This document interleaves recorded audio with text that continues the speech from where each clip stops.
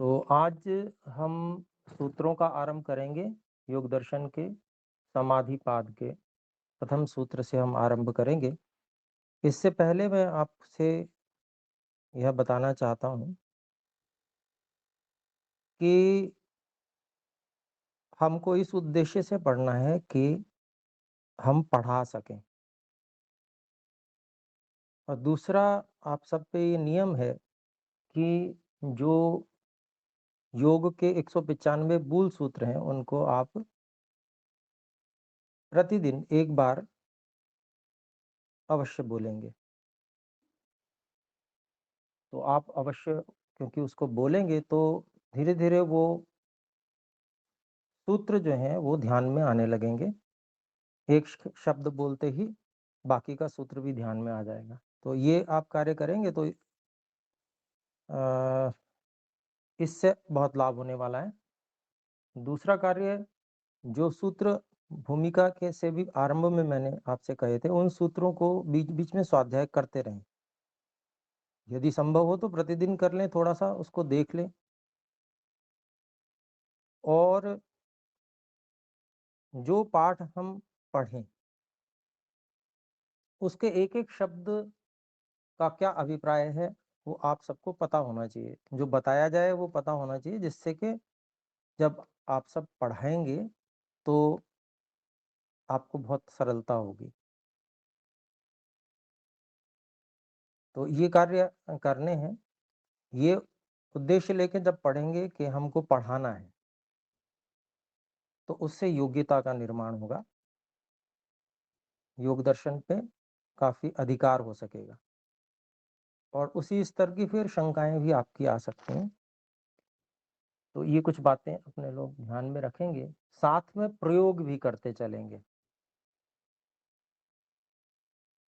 अभिप्राय क्या है, खाली शब्दार्थ संबंध को जान लिया, इतना मात्र प्रयोजन नहीं है।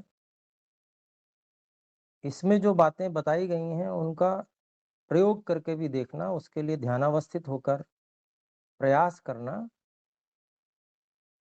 उसमें हमें क्या सफलता मिली, क्या नहीं मिली, कहाँ बाधा आई, उसके विषय में भी हम अपनी बात रख सकते हैं।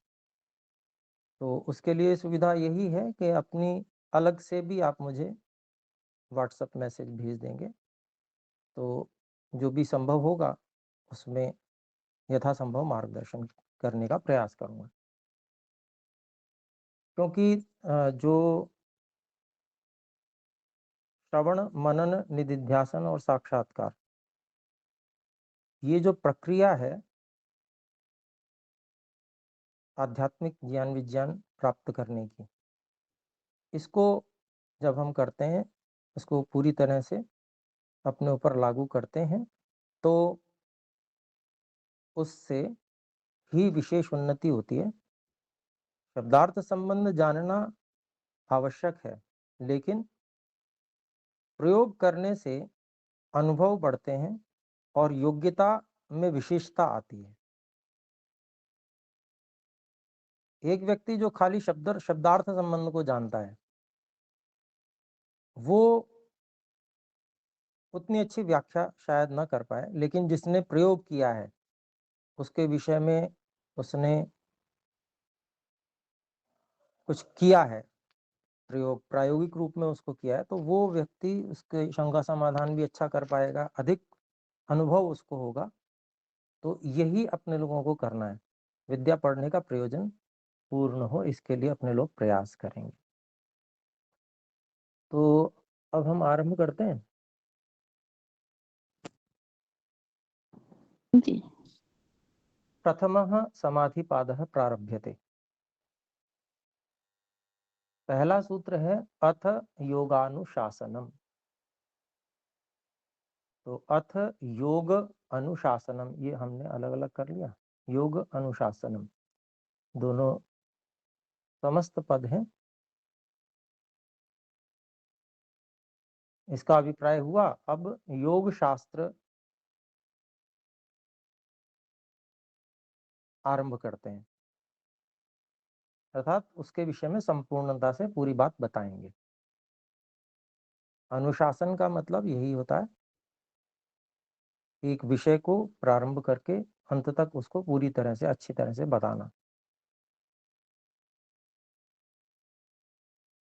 तो आइए इसमें भाष्य महर्षि व्यास जी ने किया है, उसमें एक-एक शब्द को उन्होंने खोला है, बताया है, उस पे हम चलते हैं। अथ, इसको खोला है महर्षि व्यास जी ने, अथेत्ययमधिकारार्थः, इसको खोलेंगे, अथ इति अयम अधिकार अर्थः। अथ जो यह, इति यह, अयम यह, अधिकार अर्थ, अधिकार के लिए प्रयोग किया गया है।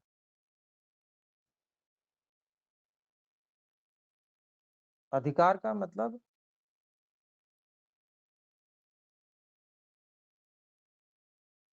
किसी विषय को पूरी तरह से प्रस्तुत करना,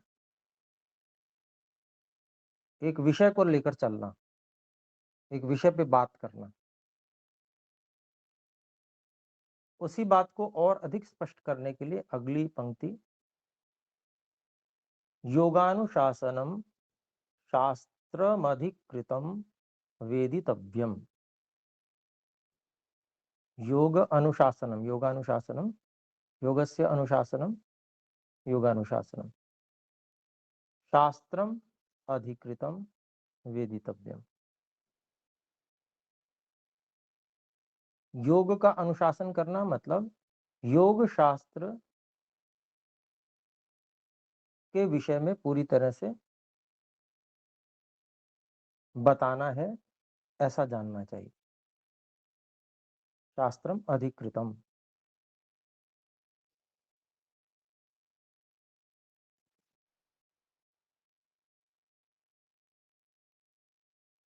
शास्त्र को आरंभ करना। इसके बाद में फिर योग, एक एक शब्द को खोल रहे हैं, तो अर्थ की बात पूरी कह दी। अब योग, योग जो शब्द है उसको बता रहे हैं। योग समाधि ही, तो योग क्या है? समाधि, समाधि को ही योग कहते हैं। समाधि बहुत प्रकार की है, लेकिन उसमें से कौन सी समाधि को योग कहते हैं उसके बारे में आगे बताएंगे। समाधि किसे कहते हैं वो अगला वाक्य है, सच सार्वभौमश्चित्तस्य धर्मः। स, वह, समाधि के बारे में कह रहे हैं, च, और वह, सार्वभौमः चित्तस्य धर्मः, चित्त का धर्म है सार्वभौम, सभी अवस्थाओं में, चित्त की जितनी भी अवस्थाएं हैं उन सभी अवस्थाओं में चित्त का धर्म क्या है? समाधि है। तो हम, अब मैं अब आपसे प्रश्न करूं, क्या हम इस समय समाधि में हैं? तो उत्तर आएगा हाँ जी हैं। क्यों? क्योंकि यहाँ पर समाधि कहा जा रहा है किसको? वह समाधि चित्त की सभी अवस्थाओं में चित्त का धर्म है। तो अभी भी कुछ न कोई अवस्था तो चित्त की है हमारी, तो इस समय भी हम समाधि में हैं।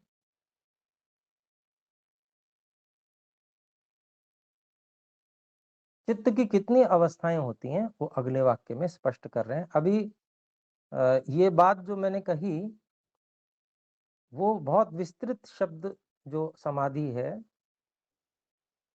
जिसका बहुत विस्तृत अर्थ है, उसके अंतर्गत इसको समाधि हम कहेंगे, क्योंकि चित्त का धर्म ये है इसलिए। लेकिन और आगे योग, योग के अंतर्गत कौन सी समाधि है उसकी पूरी चर्चा आगे अभी बताने जा रहे हैं महर्षि व्यास जी। फिर आगे भाष्य है, क्षिप्तम मूढ़म विक्षिप्तम एकाग्रम निरुद्धमिति चित्तभूमयः।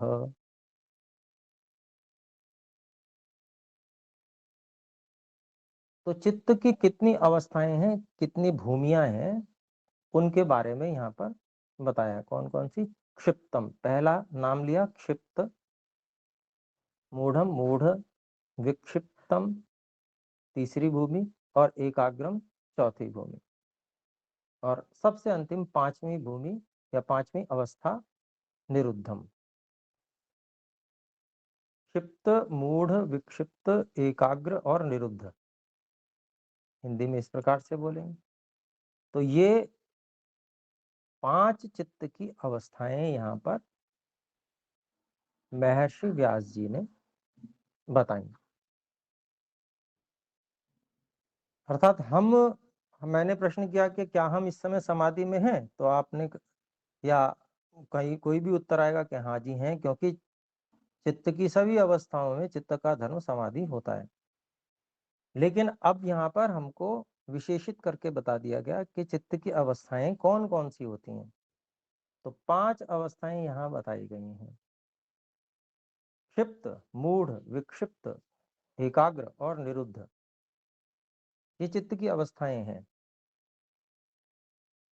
तो क्षिप्त अवस्था अत्यंत चंचल अवस्था है। अत्यंत चंचल अवस्था यानी कि कैसे, जैसे कोई छोटा बच्चा होता है, उसके पास बहुत सारे खिलौने हो, तो कभी एक खिलौने को पकड़ेगा, फिर उसे छोड़ के दूसरे को पकड़ेगा, ऐसे वो बदलता रहता है बार बार। ऐसे ही चित्त जब बदलता रहता है विषय को, बहुत ज्यादा, बहुत तेजी से बदलता है, वो क्षिप्त अवस्था है। दूसरी मूढ़ अवस्था है। मूढ़ अवस्था बिल्कुल अज्ञान की जैसी अवस्था है। जैसे व्यक्ति ऊंघता है, जागने का प्रयत्न तो कर रहा है परंतु जग नहीं पा रहा है, ऊंघ रहा है, मूढ़ अवस्था है, उसको कुछ पता नहीं चल रहा है, ज्ञान की अवस्था नहीं है। तो ये मूढ़ अवस्था है। तीसरी विक्षिप्त अवस्था है। ये क्षिप्त की अपेक्षा कम चंचल अवस्था है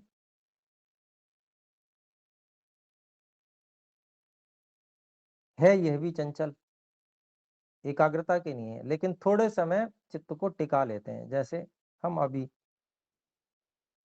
पढ़ रहे हैं, तो काफी कुछ हमने मन को टिकाया हुआ है। पूर्ण एकाग्र अवस्था में कौन हो सकते हैं अभी हम नहीं जान सकते, वो स्वयं अपने ऊपर देखने के ऊपर निर्भर है। तो विक्षिप्त के बाद में चौथी अवस्था एकाग्र। एकाग्र अवस्था का अभिप्राय है कि बहुत लंबे समय तक, घंटे 2 घंटे तक एक ही विषय बिल्कुल एकाग्रता से, पूरी तरह से चित्त उसी में लगा रहे, और अन्य विषय कोई भी बीच में उपस्थित न हो, न लाए, न हो, या कोई होता भी है तो व्यक्ति उधर ध्यान नहीं देता, वो स्वयं एक ही विषय पर है। भाई बाहर से ध्वनि आती है तो उस पर तो कोई जोर नहीं है, वो तो आएगी, विषय उपस्थित होगा, लेकिन उस ओर ध्यान ही नहीं देता व्यक्ति। उदाहरण के लिए जैसे एक घड़ी साज बाजार में अपनी घड़ी ठीक कर रहा है, तो घड़ी ठीक कर रहा होता है, बहुत एकाग्रता से वो करता है, बहुत बारीक छोटे छोटे पुर्जे उसके होते हैं।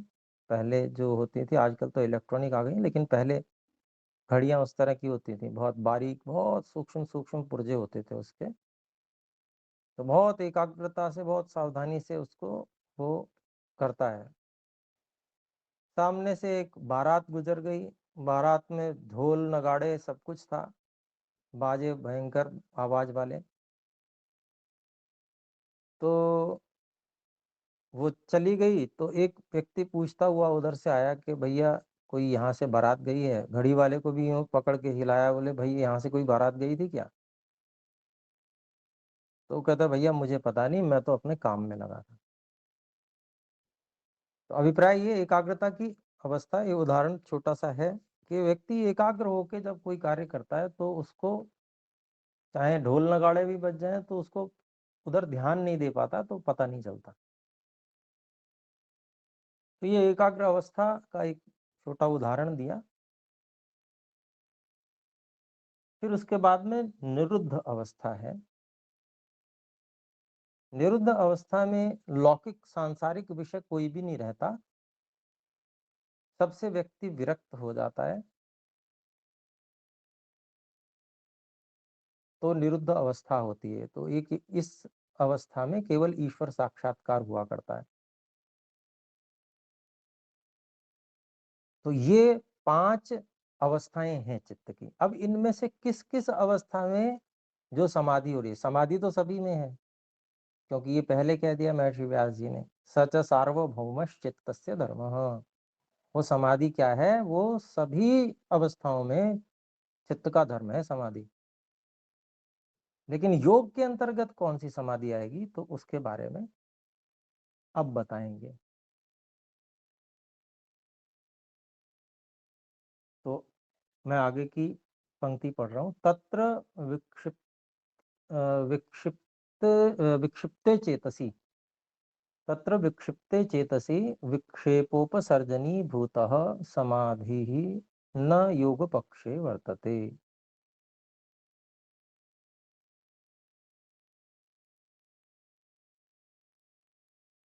तो तत्र, तत्र जो विषय चल रहा है उसके बारे में, तत्र उसमें अर्थात उसमें किसमें? उन 5 अवस्थाओं में।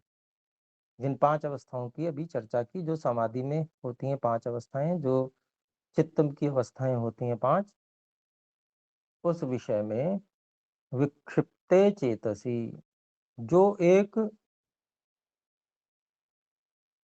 अवस्था है, वो विक्षिप्त अवस्था जो तीसरी बताई, विक्षिप्ते चेतसी, विक्षिप्त चित्त में विक्षेपोपसर्जनी भूतः समाधिर्न योग पक्षे वर्तते। तो विक्षिप्त चित्त में विक्षेप उपसर्जनी भूतः, विक्षेप से उपसर्जनी भूत गौण हुई हुई समाधि ही, जो समाधि होती है, न योग पक्ष वर्तते, वो योग पक्ष में नहीं ली जा सकती, उसमें नहीं है, अर्थात उसको योग में नहीं कहेंगे। विक्षेप क्या होता है? चित्त के विक्षेप होते हैं, चित्त को चंचल करने वाले। वो अनेक प्रकार के होते हैं, यानी कि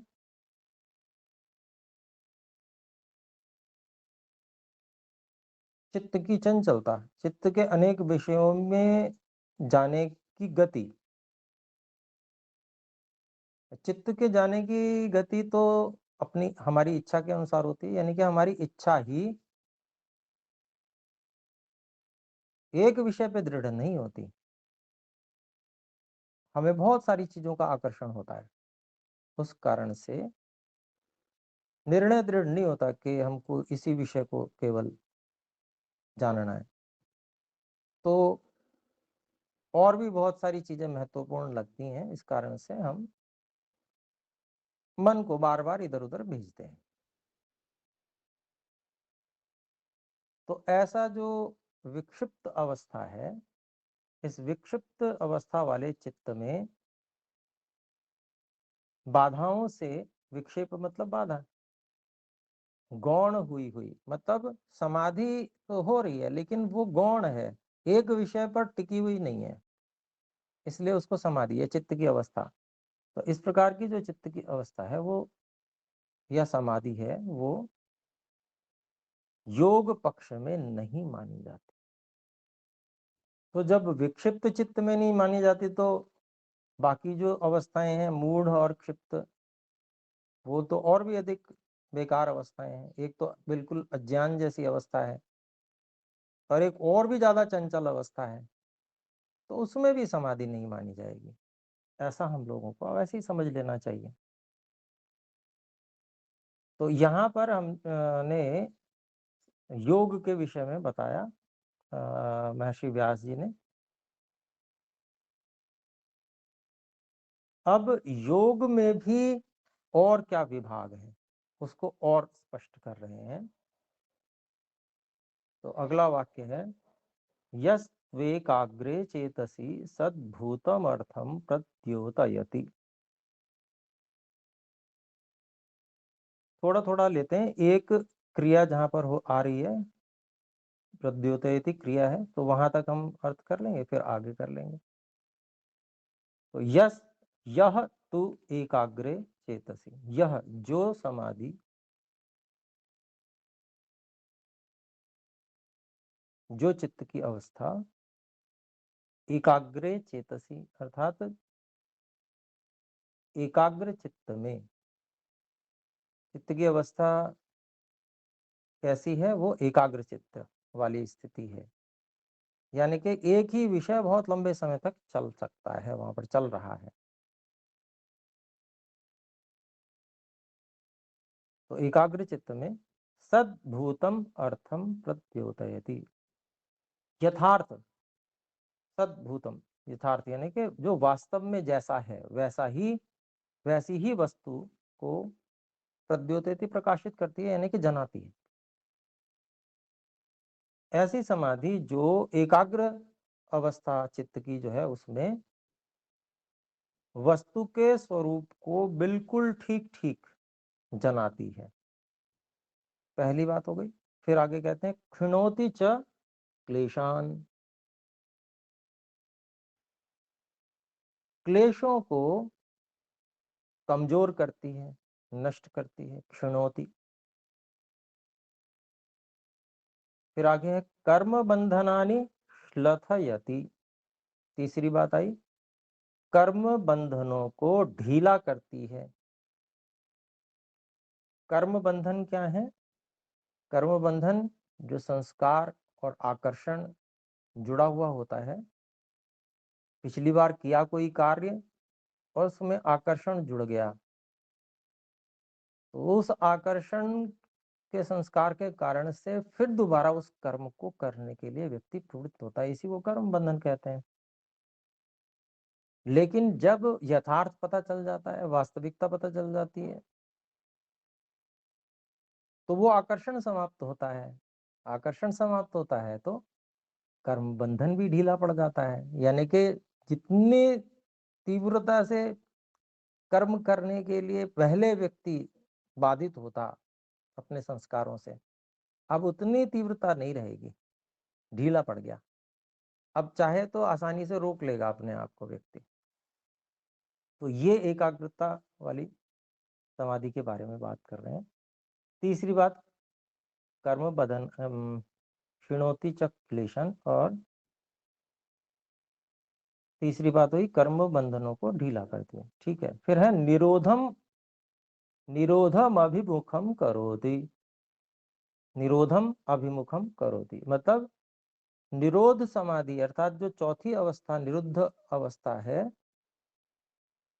उसमें जो समाधि होती है उस समाधि को अभिमुख सामने लाती है, यानी कि उसके लिए आदमी को तैयार कर देती है, व्यक्ति को तैयार कर देती है, उसकी ओर बढ़ा देती है। जो ये सारी बातें ससंप्रज्ञातो योग इति आख्यायते, वह संप्रज्ञात योग इस नाम से जाना जाता है। तो दो प्रकार के योग हैं भाई, दो अवस्थाओं में समाधि हुई, क्योंकि देखिए विक्षिप्त में तो हुई नहीं थी, मानी नहीं गई थी। तो कौन से एकाग्र और निरुद्ध, इन दो अवस्थाओं में जो समाधि होती है उसको योग मानेंगे। उसमें से पहला जो योग हुआ एकाग्र अवस्था वाला, उसको कहेंगे संप्रज्ञात योग। और वो क्या क्या करती है वो हमको यहाँ पर गिना दिया महर्षि व्यास जी ने।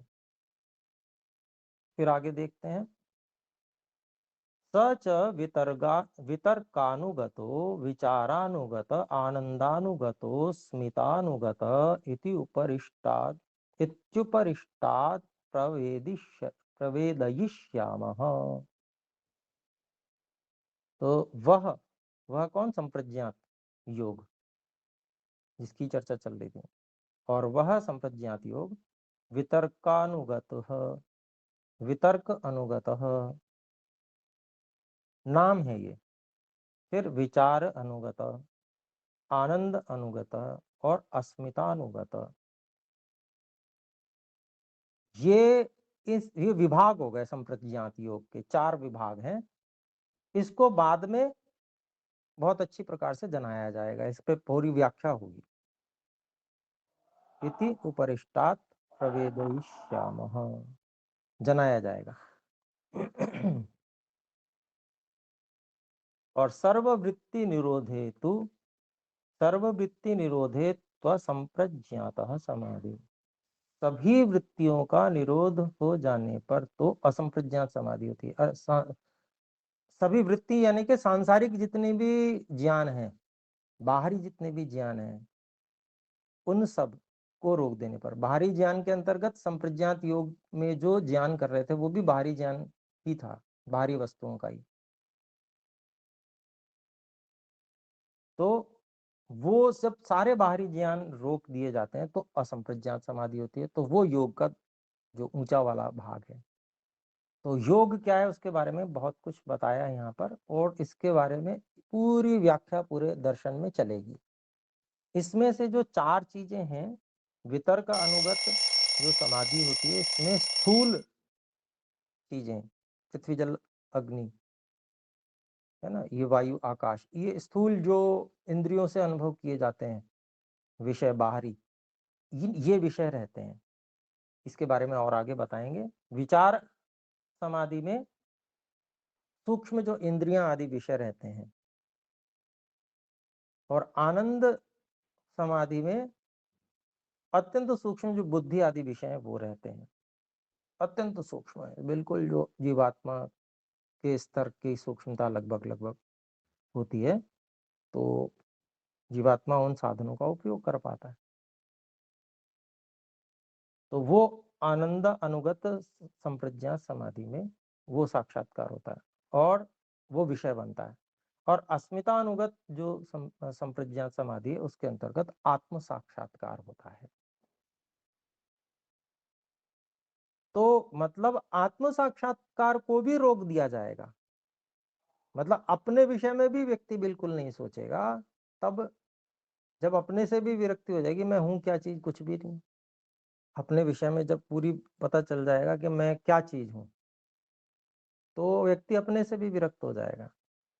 और फिर तब जाके सभी वृत्तियों का निरोध होने पर जो ईश्वर वाली समाधि, परमात्मा वाली समाधि अत्यंत सूक्ष्म होती है, जो पूरी तरह से निरुद्ध अवस्था जो होती है, तो वो समाधि प्राप्त होती है। तो ये जो संप्रज्ञात और असंप्रज्ञात योग, ये एकाग्र अवस्था और निरुद्ध अवस्था में होते हैं। तो ये एक सूत्र आज हमने पढ़ा, इस पे चिंतन करें, मनन करें, विचार करें, और कोई शंका हो तो हाथ खड़ा कर सकते हैं, उसके विषय में बताया जाएगा।